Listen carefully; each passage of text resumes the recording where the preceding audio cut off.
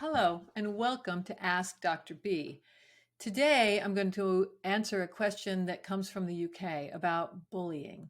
Specifically, the question reflects an interest and a desire to understand how can parents recognize the signs that a child is being bullied, and how can the parent talk to or approach that topic with their children. So, obviously, bullying is a very potentially damaging, destructive, dangerous phenomenon that happens around the world. And it happens to children, and it happens to teens, and it happens to adults. So when we think about the impact on children, I want to talk first about what you might see, what a parent might see, what a caregiver might see that may indicate that a child is being bullied. So one thing that you might see, and these are some things that you might see in a child that is experiencing stress in from a number of different places. It could be bullying, it could be something else too. But these are signs that how kids show us.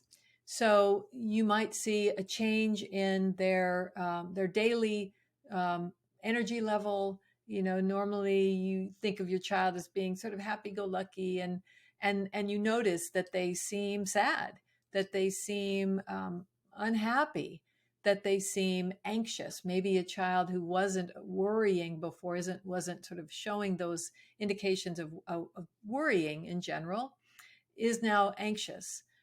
You often see difficulty sleeping, difficulty maybe going to bed in young children. So now I'm thinking about, early school age children, from like 5 to 10. You might see them have fears at bedtime, not wanting to go to bed, needing a nightlight on, because they're bothered, fear of monsters. Some children, young children, may regress in some of their behaviors. So a child who didn't have any trouble is now having bedwetting. You might see problems with eating. They may not want to eat, or they may be eating too much. You might see temper tantrums or crying. You might see anger and aggression. Now, and again, I'm talking about these young children. So, and then I'll talk a little bit about older children. And in our young children, you may also see distress in going outside. They may not want to go to school if the bullying is happening at school. They may not want to go in the neighborhood if it's happening in the neighborhood. So when we see these things in our children, it's important, one, to notice, two, to take a step back and think about, is this new behavior? What could be some factors? If your child is a child that is comfortable sharing with you about what's going on in their world and their life, some kids are, and we can help them be more by modeling it, by talking to them. So if your child is comfortable sharing, this is obviously an important opportunity to talk with them about what they may be experiencing. Gee, honey, I've noticed, you seem more scared at night, and walk through with them. How are things at school? And I want to talk, I'm going to digress a little bit here, because parents often say, I ask my child a question and I get a one-word answer. I understand that. So we have to do a little bit more than that. We have to give them some options. It's almost like a multiple choice where you can say, honey, I've noticed that, you don't seem very happy when I'm dropping you off at school. And I wonder, how are things in the classroom? What are you working on in class? Or maybe it's class is fine. Your teacher, things seem okay with your teacher. How are things with, Johnny, Susie, friends that they've played with?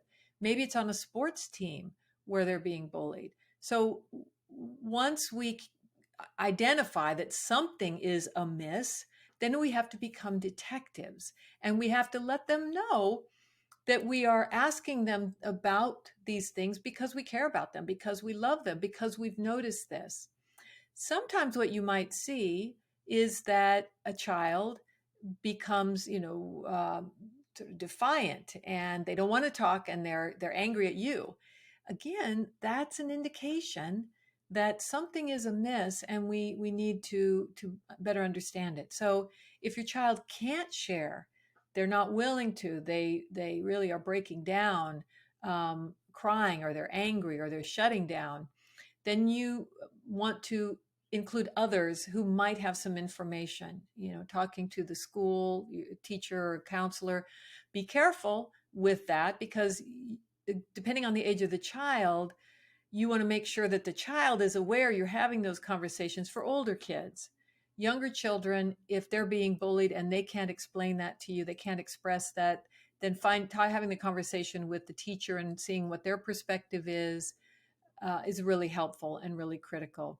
You don't want to go in with, sort of accusations and, who's picking on my child, of course, but you do want to, again, be that detective, and then you can be an advocate for your child.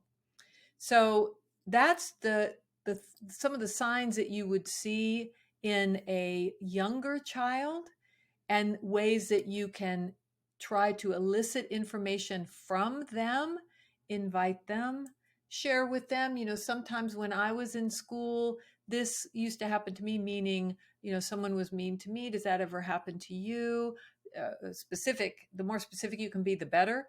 One time when I was in first grade, this happened, and I, spilled chocolate milk on my sweater, and then the boys teased me, and I felt really bad, and then they always called me names after that, and here's how I got help. Now, you can have that conversation with a first grader. So be willing to share your own feelings, your own reactions, your own thoughts, and and tell them that, you've noticed these things. Model for them how to talk about what might be going on. If they can't share with you, then engage other people in your world, in their world, to try to get at what's going on. You might also ask friends' parents to what they might be hearing about how school is going, etc. If you can't uh, if you cannot figure it out by doing all of those things, then it may be useful to engage a professional, a pediatrician, a child psychologist, another child mental health care professional, because you don't want to let this go on. Those signs that I suggested to you to keep an eye out for, those things happening, one, two, three of those, or the intensity or the severity of that, we don't want to let that go on for our children. It's painful. It could be very destructive long term. So let's get to the root of it, and then we can help them with that. And I'm going to stop here. I'm going to actually post some resources for you in the description of this video that hopefully will be helpful to you. And then I'm going to come back in another video, and I'm going to talk about, let's say we know our young child is going to be is being bullied. What can we do to be of help to them? And then in a future video, I'll talk about, for older children, for teens, and I probably will talk about for us adults, because it happens to us as well. Thank you so much for watching. Thank you for submitting that question. And please continue to submit questions so that together we can learn how to be well and support each other. Thank you.